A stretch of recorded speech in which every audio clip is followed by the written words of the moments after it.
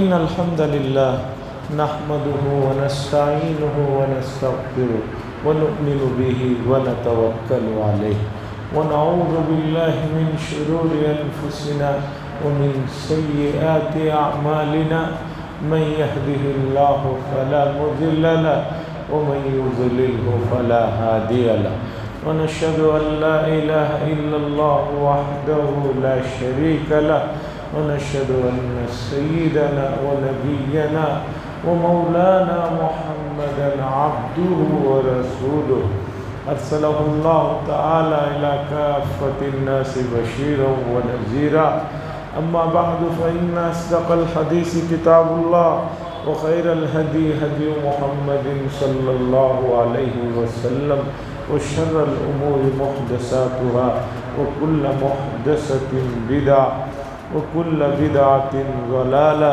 وكل ضلالة في النار. قال الله تبارك وتعالى في القرآن المجيد والفرقان الحميد نون والقلم وما يسطرون ما أنت بنعمة ربك بمجنون وإنك لعلى خلق عظيم وإن لك لأجرا غير ممنون وإنك لعلى خلق عظيم.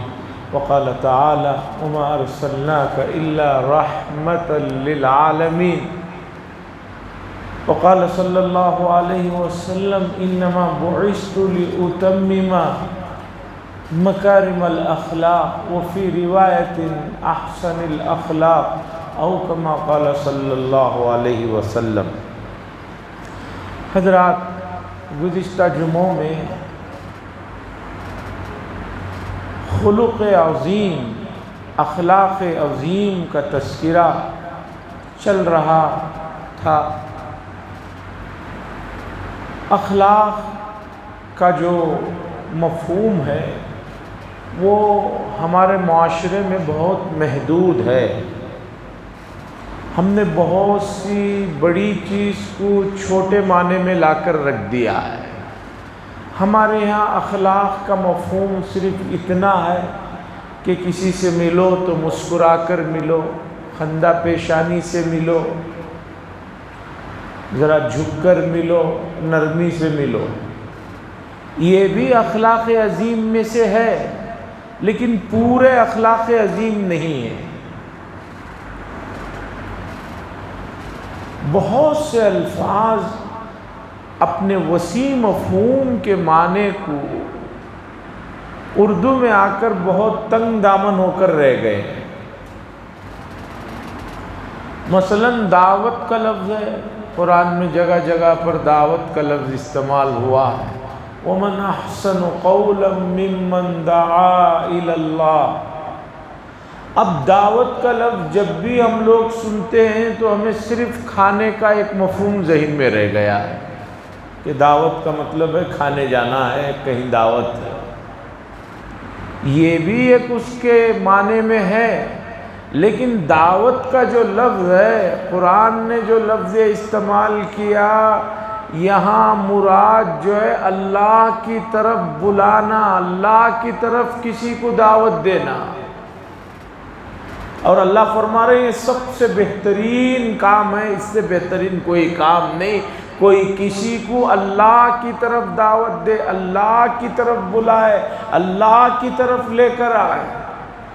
اسی لیے حدیث میں مؤذنین کے بڑے فضائل آئے ہیں، اس لیے کہ روزانہ یہ 5 مرتبہ اللہ کی طرف لوگوں کو دعوت دیتے ہیں، مسجد کو بلاتے ہیں.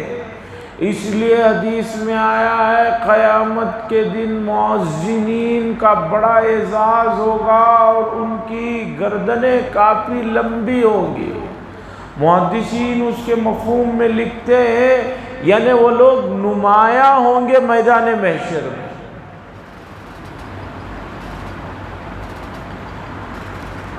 ائمہ میں حضرت امام شافعی رحمۃ اللہ علیہ غالباً اس طرف گئے ہیں کہ امام کا مقام افضل ہے یا مؤذن کا مقام افضل ہے. امام شافعی فرماتے ہیں کہ بھی مؤذن کا مقام زیادہ ہے. حنفیہ اور دوسرے حضرات کہتے ہیں نہیں، امام کا مقام بہت اونچا ہے، اس لیے کہ رسول اللہ صلی اللہ علیہ وسلم کا یہ منصب ہے، آپ نے اپنی زندگی میں مرض الوفات کے علاوہ بقیہ زندگی اس عظیم کام کو انجام دیے ہیں، تو یہ منصب جو ہے، یہ مقام جو ہے اس سے بلند ہے۔ اس قطع نظر اس بحث میں گئے ہوئے میں یہ بتانا چاہتا ہوں کہ اللہ کی طرف بلانا بہت بڑا عمل ہے، بہت بڑی نیکی کا کام ہے، لیکن یہ دعوت کا لفظ جو قرآن میں بھرا ہوا ہے، اب لوگوں نے، اردو والوں نے اس دعوت کے لفظ کو صرف کھانے تک لا کر رکھ دیا ہے، اب اس سے آگے کچھ سوچتے ہی نہیں۔ تو اسی طرح اخلاق، حسن اخلاق، عمدہ اخلاق، اخلاق عظیم کا مطلب امت کے نزدیک جو ہے صرف مسکرا کر ملنا، نرمی سے بات کرنا، جھک کر ملنا، یا وہ حیدرآبادی انداز میں اور زیادہ رکوع میں جا کر ملنا، اتنے مفہوم میں آ کر اخلاق رک گئے۔ اتنے چھوٹے کام کے لیے اللہ تعالیٰ نے رسول اللہ صلی اللہ علیہ وسلم اور تمام انبیاء کو نہیں بھیجا ہے کہ صرف اتنا کام ہے، اس لیے کہ رسول اللہ صلی اللہ علیہ وسلم فرما رہے ہیں کہ مجھے دنیا میں بھیجا ہی اس لیے گیا ہے تاکہ میں اخلاقیات کے شعبے کو مکمل کروں اور اخلاق کے سبق کو پوری انسانیت کو پڑھاؤں۔ اب پوری انسانیت کو جو چیز پڑھانے کے لیے، سمجھانے کے لیے، سکھانے کے لیے، بتانے کے لیے، جتلانے کے لیے بھیجا گیا ہو، وہ اتنے چھوٹے نہیں ہو سکتے کہ صرف مسکرا کر مل جائے۔ تو اخلاق عظیم یہ بہت بڑا مفہوم اپنے اندر رکھتا ہے۔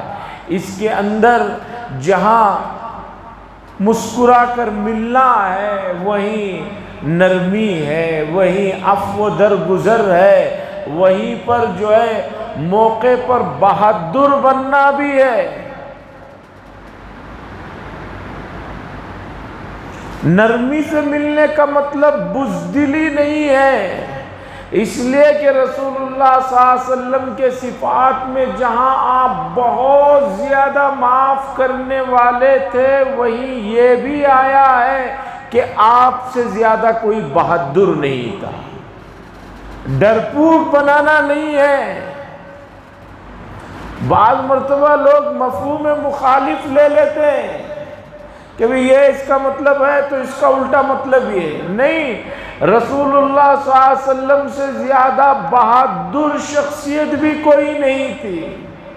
صحابہ فرماتے ہیں مدینہ منورہ میں ایک مرتبہ ایک اچانک جو ہے آواز سنائی دی تو لوگ گھبرا گئے کہ بھی ایسی آواز آئی ہے، ہو سکتا ہے کہ دشمنوں نے کسی طرف سے مدینے پر چڑھائی کر دی ہو۔ سب لوگ جو ہے جلدی جلدی صحابہ اکرام اٹھے اور جو ہے سواریاں اپنی جو بھی ہیں اس میں چل کر دیکھنے کے لیے، کوئی پیدل نکلے تو دیکھا کہ سب لوگ مدینے کے باہر کی طرف، باہر کے حصے کی طرف جا رہے ہیں، تو رسول اللہ صلی اللہ علیہ وسلم اس طرف سے سواری پر آ رہے ہیں۔ صحابہ سے ملاقات ہوئی تو صحابہ نے حضور صلی اللہ علیہ وسلم نے صحابہ سے پوچھا بھئی کہاں جا رہے ہیں؟ تو صحابہ نے کہا نہیں، اس طرف ایک آواز آئی تو ہم سب لوگ دیکھنے جا رہے ہیں کہیں کوئی حملہ تو نہیں ہو گیا ہے، کیا ماجرا ہے، دیکھنے کے لیے جا رہے ہیں۔ تو چونکہ دشمن ہو سکتا ہے اس لیے کئی سارے حضرات مل کر جا رہے تھے۔ حضور صلی اللہ علیہ وسلم نے فرمایا نہیں، میں ادھر جا کر آیا، ادھر ایسی کوئی بات نہیں ہے، پریشان ہونے کی ضرورت نہیں ہے، چلو اپنے گھروں کو۔ صحابہ کہتے ہیں کہ ابھی تک ہم لوگ تیار ہو کر پورے جانے جا رہے ہیں، اکیلے جانے ڈرتے ہوئے پورے جا رہے ہیں، اور ادھر رسول اللہ صلی اللہ علیہ وسلم اکیلے جا کر پورا معائنہ کر کے پورا وہاں کے حال احوال لے کر واپس تنہا چلے آ رہے ہیں۔ اس سے اندازہ لگائیے کہ رسول اللہ صلی اللہ علیہ وسلم کتنے بہادر تھے۔ اس لیے کہ حدیث میں آیا ہے ایمان اور بزدلی ایک دل میں نہیں جمع ہو سکتی۔ ایک دل میں ایمان بھی ہے اور بزدلی بھی ہے، یہ دونوں نہیں جمع ہو سکتے۔ مومن بزدل نہیں ہو سکتا۔ عزیزان گرامی، چیزیں بہت ہیں سمجھنے کی، سمجھانے کی، حدیث سے سننے کی، سنانے کی، امت سننے کے لیے تیار نہیں ہے، سمجھنے کے لیے تیار نہیں ہے، کیا کیا جائے؟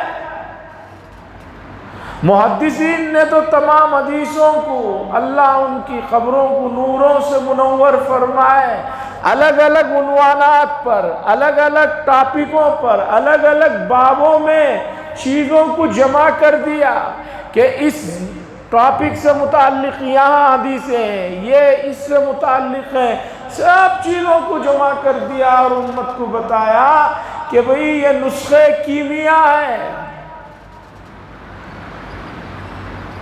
اسے اپنے گھروں میں رکھو، اپنے گھروں میں اسے پڑھو، اس میں بہت فوائد ہیں۔ لیکن امت جو ہے دن بدن جو ہے اللہ اور اس کے رسول کے احکامات اور ان کی باتوں سے دور ہوتی چلے جا رہی ہے۔ معاشرہ کلچر اتنا بگڑتا جا رہا ہے، اتنا تباہ و برباد ہوتا جا رہا ہے، اب گھروں میں کھانا بھی ایک ساتھ ایک دسترخوان پر بیٹھ کر کھانے کا رواج تقریباً ختم ہوتا جا رہا ہے۔ 20-30-40 سال پہلے کے احوال آپ دیکھیے، غریب سے غریب کے گھر میں، مالدار کے گھر میں سب لوگ ایک وقت ایک ساتھ بیٹھ کر ایک طرح کا جو کھانا بنا ہوا رہتا تھا وہ کھاتے تھے۔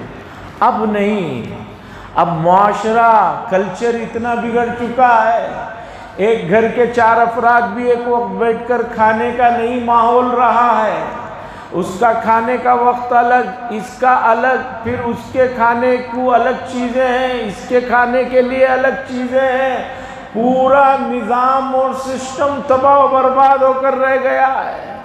اس لیے اب ایک دوسرے کا دکھ درد اور ایک دوسرے کے اخلاق کی نگرانی اور تربیت کرنا مشکل ہو گیا ہے۔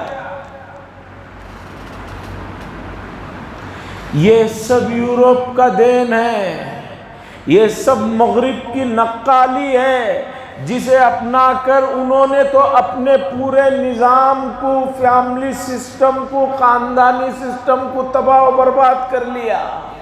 اب اس کی نقالی میں یہ مشرق بھی چل رہا ہے، اور مشرق چل رہا ہے، مشرق بہت جلد یہ بھی تباہی و بربادی کے دہانے پر پہنچ جائے گا۔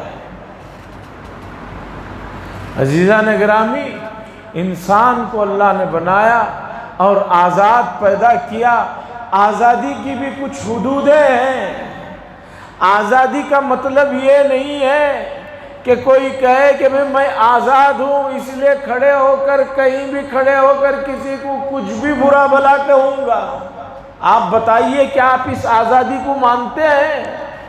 یورپ اور مغرب کہتا ہے کہ ہمارے یہاں آزادی ہے، ہمارے یہاں آزادی ہے۔ مجھے بتائیے کہ آزادی کا مطلب یہ تھوڑی ہے کہ آدمی جانور بن جائے۔ بہت پہلے کی بات ہے، تقریباً 25 سال پہلے کی بات ہے، حرم میں مطاف میں بیٹھا ہوا تھا۔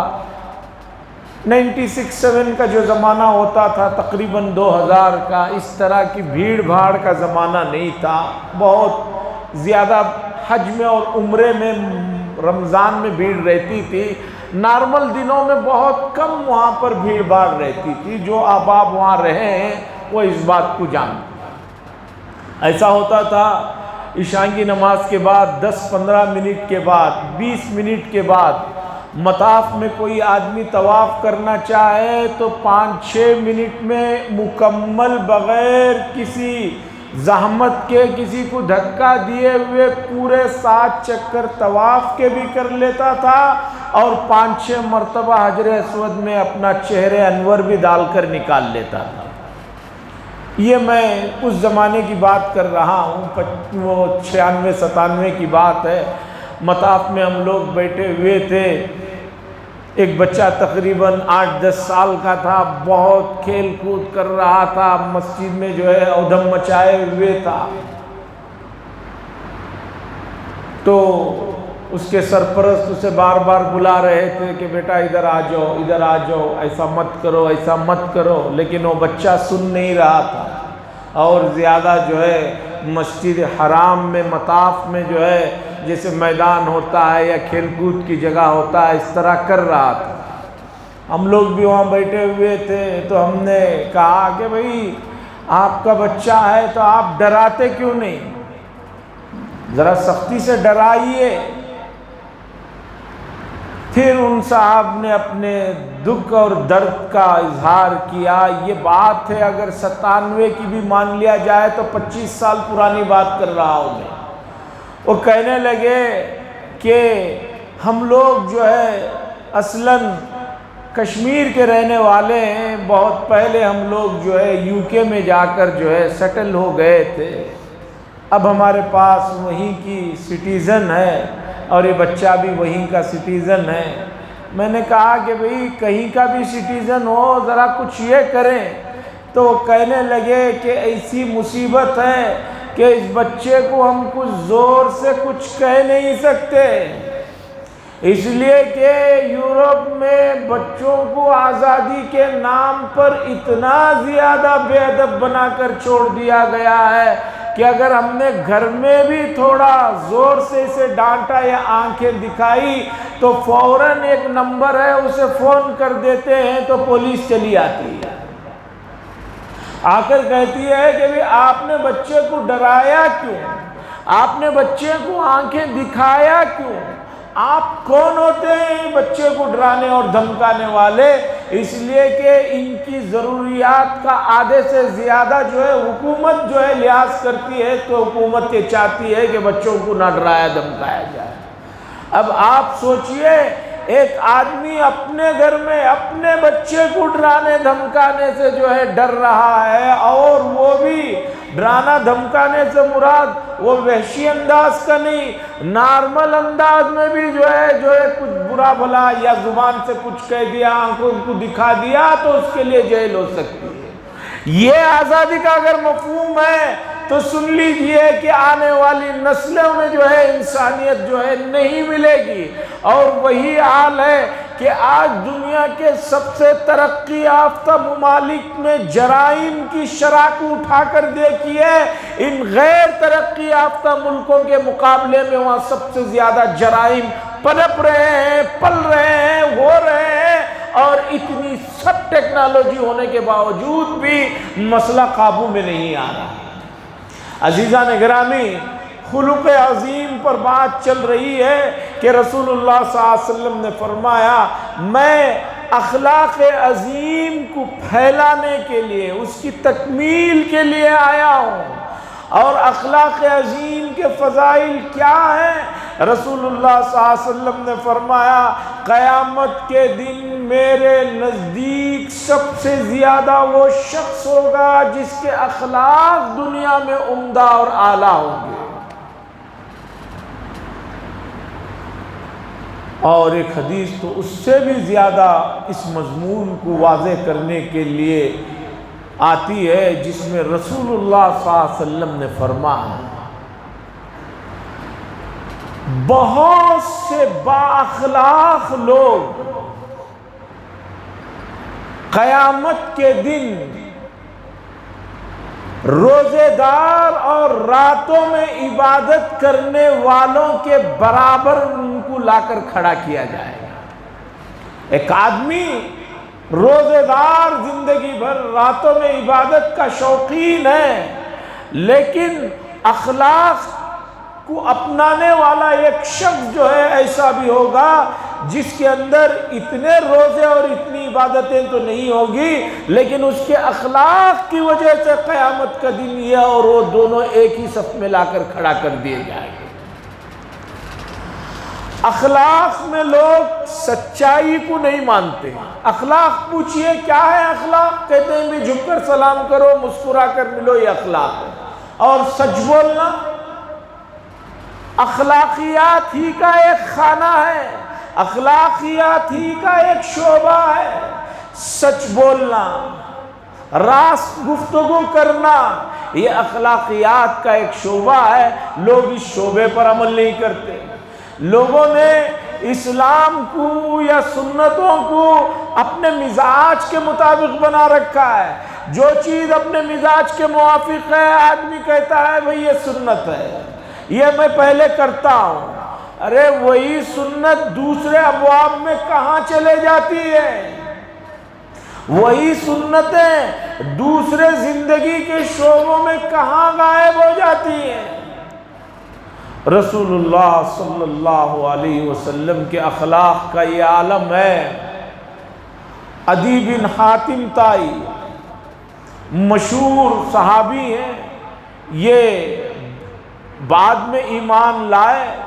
ایمان لانے سے پہلے ان کا عالم یہ تھا کہ ایک بہت بڑے قبیلے کے سردار تھے، اور قبیلے میں جو کچھ پیداوار ہوتی تھی 1/4 ان کو اکیلے کو ملتا تھا ان کے خرچ کے لیے. قبیلے کے سردار تھے تو 1/4 1 روپے میں 25% جو ہے ان کو ملتا تھا. بہت ٹھاٹ باٹ کی زندگی چل رہی تھی. اتنے ہی میں زمانہ آیا رسول اللہ صلی اللہ علیہ وسلم کی نبوت کا، تو پتہ چلا کہ بھی رسول اللہ صلی اللہ علیہ وسلم مدینہ منورہ میں ہیں اور چاروں طرف سے لوگ ایمان میں داخل ہو رہے ہیں، اور بعض جگہ جو ہے غزوات بھی ہو رہے ہیں. یہ ڈر گئے اور انہوں نے سوچا کہ بھی پتہ نہیں وہ صاحب کیسے ہوں گے اور کیا ہوگا، ان کے اخلاق کیسے ہوں گے، میں ان کے ہاتھ پر ایمان لاؤں یا نہ لاؤں. اسی کشمکش میں تھے. پتہ چلا کہ یہ جس علاقے میں رہ رہے تھے اس سے آگے کے علاقے میں ایک جنگی مہم کے لیے رسول اللہ صلی اللہ علیہ وسلم صحابہ کے ساتھ نکلے ہوئے ہیں. تو یہ ڈر کر صاحب عدی بن حاتم یہ ڈر کر اپنا جو کچھ مال تھا اونٹوں پہ لاد کر جو ہے وہاں سے غائب ہو جاتے ہیں ملک شام، یہ سوچ کر کہ وہاں عیسائی ہیں میرا ساتھ دیں گے، میں بھی وہیں چلے جاتا ہوں. اس بیچ میں یہاں پر جو ہے جنگی مہم چھڑتی ہے، اور جنہوں نے ایمان نہیں قبول کیا ان سب کو قید کر کے مدینہ منورہ میں لایا جاتا ہے. یہ اکیلے اپنے مال و دولت کے ساتھ ملک شام بھاگ جاتے ہیں. ادھر ان کی بہن بھی گرفتار ہو کر مدینے میں آ جاتی ہیں. مدینے میں آ جاتی ہیں اور یہ ادھر چلے جاتے ہیں. رسول اللہ صلی اللہ علیہ وسلم قیدیوں کے پاس سے صبح کا وقت جب گزرتے ہیں تو عدی بن حاتم ان کی بہن کہتی ہیں کہ میں بہت بڑے گھرانے کی لڑکی ہوں، میرا بھائی بھی ایسا ہے، آپ مجھ پر احسان کیجئے، میرے قبیلے پر احسان کیجئے اور اخلاق سے پیش آئیے. رسول اللہ صلی اللہ علیہ وسلم کچھ نہیں کہتے ہیں. 2-3 دن گزرتے ہیں، تیسرے دن بھی وہ خاتون یہی کہتی ہیں. تو رسول اللہ صلی اللہ علیہ وسلم نے ان کو اور ان کے ساتھ جتنے بھی اس قبیلے کے لوگ تھے ان کو آزاد کر دیتے ہیں اور کہتے ہیں کہ اگر تم اسلام نہیں قبول کرنا چاہتے تو مت کرو، چلے جاؤ. اور جب یہ جانے لگتی ہیں عدی بن حاتم کی بہن تو وہ اطلاع کرتی ہے کہ میں جا رہی ہوں، تو رسول اللہ صلی اللہ علیہ وسلم نے کپڑوں کا ایک جوڑا بھی مرحمت فرما دیتے ہیں. وہ خاتون چلے جاتی ہیں. بہت لمبا واقعہ ہے. اور ادھر بھائی پریشان رہتے ہیں یہاں تک کہ بہن مدینے سے نکل کر بھائی کے پاس پہنچتے ہیں. بھائی کے پاس جب پہنچتے ہیں تو بھائی پوچھتے ہیں کہ تم کیسے آ گئی؟ تو وہ پورا واقعہ سناتی ہیں. عدی بن حاتم کو ابھی تسلی نہیں ہوتی. وہ کہتے ہیں کہ میں رسول اللہ صلی اللہ علیہ وسلم کو جا کر قریب سے دیکھنا چاہتا ہوں. وہ نبی ہیں کیا کوئی بادشاہ ہے یا کون ہے دیکھنا چاہتے ہیں؟ ان کی بہن کہتی ہے وہ بہت ہی بلند اخلاق کے مالک ہیں، انہوں نے بہت ہم لوگوں کے ساتھ نرمی اور درگزر کا معاملہ کیا ہے. بادشاہ لوگ اس طرح کے نہیں ہوتے. بلکہ بادشاہ لوگ تو جو بھی مال ان کے ہاتھ میں آتا ہے اسے لوٹ لیتے ہیں، اسے قبضہ کر لیتے ہیں۔ اس لیے ہم ان کے پاس چلنا چاہیے اور ایمان لانا چاہیے۔ عدی بن حاتم کہتے ہیں کہ میں مدینے میں آیا اور مدینے میں آ کر رسول اللہ صلی اللہ علیہ وسلم سے ملاقات کی اور کہا کہ میں عدی ہوں۔ حضور صلی اللہ علیہ وسلم نے فرمایا آؤ میرے ساتھ، میرے گھر چلو، تم قبیلے کے معزز آدمی ہو، میرے گھر چلو، تمہاری مہمان نوازی کروں گا۔ عدی بن حاتم کہتے ہیں میں راستے میں چلتے ہوئے رسول اللہ صلی اللہ علیہ وسلم کے ساتھ جا رہا تھا، ایک بوڑھی خاتون جو ہے رسول اللہ صلی اللہ علیہ وسلم کو راستے میں کھڑا کرتی ہے اور بہت دیر تک آپ سے بات چیت کرتی ہے، اور رسول اللہ صلی اللہ علیہ وسلم بھی توجہ سے اس عمر رسیدہ خاتون کی باتوں کو سنتے ہیں۔ عدی بن حاتم کہتے ہیں کہ میں اسی وقت سمجھ گیا کہ یہ شخص بادشاہ تو نہیں ہو سکتا، کہ بادشاہ ہوں گے تو ان کے آس پاس 10-20 جو ہے باڈی گارڈ بھی ہوتے ہیں، ان کو کوئی آدمی راستے میں روک کر اتنی دیر تک جو ہے بات نہیں کر سکتا۔ میں سمجھ گیا کہ یہ بادشاہ تو نہیں ہے۔ پھر آگے چلتے رہے، گھر پہنچے، رسول اللہ صلی اللہ علیہ وسلم نے ایک چمڑے کا گدا جس کے اندر جو ہے کھجور کے جو ہے پتے وغیرہ تھے مجھے دیا اور کہا کہ اس پر بیٹھو، اور خود زمین پر بیٹھ گئے۔ میں نے کہا کہ نہیں، آپ اس پر بیٹھیے، میں نیچے بیٹھتا ہوں۔ حضور صلی اللہ علیہ وسلم نے فرمایا کہ تم مہمان ہو اور مہمان کا اعزاز یہ اخلاقیات میں ہے، یہ اسلام ہمیں سکھاتا ہے، اس لیے تم اس پر بیٹھو۔ اس کے بعد رسول اللہ صلی اللہ علیہ وسلم نے فرمایا مجھے بتاؤ تم فلاں قبیلے سے تمہارا تعلق نہیں ہے اور تم وہ نہیں ہو جسے 1/4 جو ہے پوری پیداوار میں سے ملتا ہے، اور ایسا ہے ایسا ہے۔ رسول اللہ صلی اللہ علیہ وسلم نے جب تمام تفصیلات سنائی، عدی کہتے ہیں میں سمجھ گیا کہ یہ اللہ کے نبی کے علاوہ کوئی نہیں ہو سکتے، مدینے سے اتنی دور بیٹھے ہوئے میرے احوال کو بالکل جو ہے 100% سنا رہے ہیں، تو ان کے پاس اللہ کی طرف سے وحی آتی ہے، تبھی جا کر جو ہے بات سنا رہے ہیں۔ اس کے بعد انہوں نے ایمان قبول کر لیا، اور بڑے آدمی تھے، انہوں نے فرمایا کہ میرا زندگی میں بہت لوگوں کے ساتھ اٹھنا بیٹھنا رہا، ان کے ساتھ کھانا پینا رہا، ان کے ساتھ زندگی گزاری رہی میں نے، لیکن رسول اللہ صلی اللہ علیہ وسلم سے زیادہ بااخلاق اور باحیا آدمی نہیں دیکھا۔ لوگ اخلاق کے نام میں سچائی کو ہٹا دیتے ہیں، سچائی بھی اخلاق ہی کا ایک حصہ ہے، اور اس کے بعد پاک دامنی بھی اخلاقیات کا ایک حصہ ہے۔ رسول اللہ صلی اللہ علیہ وسلم کے بارے میں آتا ہے آپ سے زیادہ پاک دامن اور شرمیلا کوئی نہیں تھا، آپ نے کبھی کسی کو نظر اٹھا کر مکمل نہیں دیکھا، اور شرم و حیا کا یہ عالم تھا کہ ازواج مطہرات بتاتی ہیں کہ رسول اللہ صلی اللہ علیہ وسلم جو ہے کنواری لڑکیوں کے اندر جو شرم و حیا کا مادہ بہت زیادہ ہوتا ہے، عذرا اس سے بھی زیادہ رسول اللہ صلی اللہ علیہ وسلم جو ہے پاک دامن تھے، اور حیا آپ کے اندر کوٹ کوٹ کر بھری تھی۔ حاضرین کرام، آنکھیں جو ہوتی ہیں سب سے زیادہ حیا وہیں سے جو ہے ظاہر ہوتی ہے۔ بہت پہلے کی بات ہے، حج کے موسم میں یہاں سے ہمارے ملک سے جو سینٹرل میں ڈیوٹی کر رہے ہوتے ہیں بڑے بڑے عہدیدار، کسٹم والے، دوسرے پوسٹوں والے، ان لوگوں کو حکومت وہاں پر حاجیوں کی خدمت کے لیے مکہ المکرمہ اور مدینہ منورہ بھیجتی ہے۔ ہر سال 500-600 بڑے بڑے آفیسر آتے ہیں۔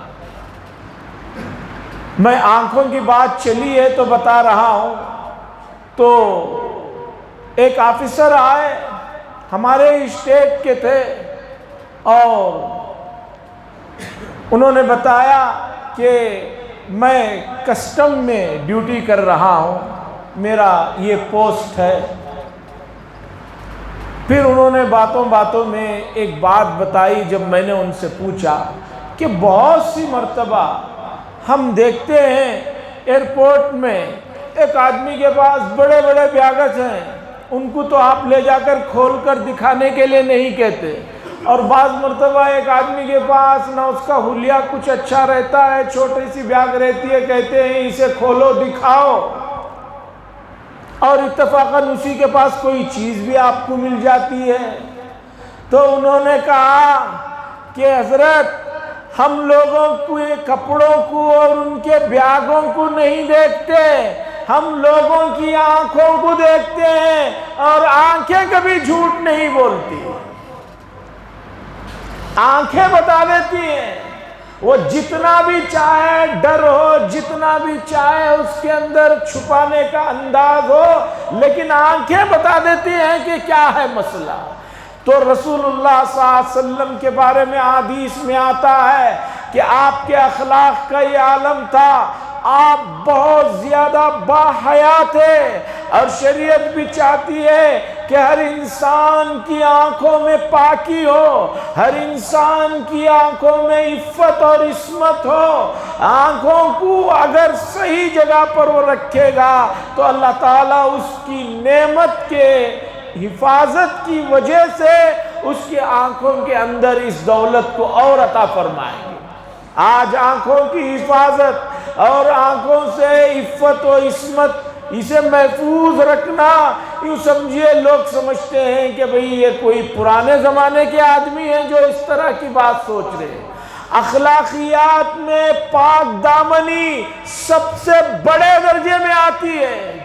مفسرین نے لکھا ہے لوط علیہ السلام کی بیوی کافرہ تھی، نوح علیہ السلام کی بیوی نے بھی ایمان نہیں لایا تھا۔ ایمان نہ لانا یہ ان کی بدنصیبی تھی، لیکن ان خواتین میں بھی جو ہے عفت و عصمت اور پاک دامنی کوٹ کوٹ کر بھری تھی، اس لیے کہ ایمان اور کفر وہ الگ مذہبی معاملہ ہے، لیکن عفت اور عصمت ایک ایسی چیز ہے کہ جب سے دنیا بنی ہے عفت اور عصمت کا جو ہے بڑا احترام ہے، اسے بڑی معزز نظروں سے دیکھا جاتا ہے۔ لیکن آج مغرب کی نقالی میں یہ عالم ہو گیا ہے کہ آج کوئی آدمی عفت اور عصمت کی بات کرتا ہے تو لوگ سمجھتے ہیں بڑے درجے کا بے وقوف آدمی ہے۔ یہ دنیا جیسے ایک آدمی کھانے پینے میں آزاد ہے، اسی طرح وہ اپنی تمام خواہشات میں آزاد ہے، اسے جو چاہے کرنا چاہیے۔ اس لیے آج عصمت اور عفت کے بارے میں سوال کرنا معیوب سمجھا جاتا ہے، جبکہ یہ اخلاقیات کے شعبوں میں سے ایک بڑا شعبہ ہے۔ عزیز نوجوانوں، عزیز امت کے بھائیوں، رسول اللہ صلی اللہ علیہ وسلم کے امتیوں، رسول اللہ صلی اللہ علیہ وسلم نے فرمایا یہ برائی جب عام ہو جائے گی اور اس برائی کو لوگ برائی نہیں سمجھیں گے تو دنیا میں طرح طرح کی بیماریاں، طرح طرح کے مصائب اور طرح طرح کی چیزیں پیش آئیں گی۔ آج دنیا دیکھ رہی ہے کہ جو ہے سب کچھ ہونے کے باوجود بیماریوں کے نام پر ہر آئے دن ایک نئی بیماری آ رہی ہے اور دوسرے مسائل پیش آ رہے ہیں۔ امت کو اخلاقیات کا یہ شعبہ نوجوانی میں نہیں، بچپن ہی سے پڑھانا چاہیے، بچپن ہی سے سکھانا چاہیے، بچپن ہی سے سمجھانا چاہیے کہ عفت کیا ہے، عصمت کیا ہے، پاک نظر کیا ہے، حیا کیا چیز ہے۔ اگر یہ نہیں بچوں کو سکھایا گیا، پڑھایا گیا تو یورپ اور مغرب کی دین آنے والے دنوں میں یہاں بھی کھلے عام جو ہے جانور بننے میں زیادہ دیری نہیں لگے گی۔ اللہ سے دعا فرمائے اللہ تبارک و تعالی رسول اللہ صلی اللہ علیہ وسلم نے اخلاقیات سے متعلق جو چیزیں ہمیں عنایت فرمائی ہیں اسے اپنانے کی اور اپنے معاشرے میں اسے پھیلانے کی، اسے رواج دینے کی توفیق نصیب فرمائے۔ وآخر دعوانا الحمدللہ رب العالمین۔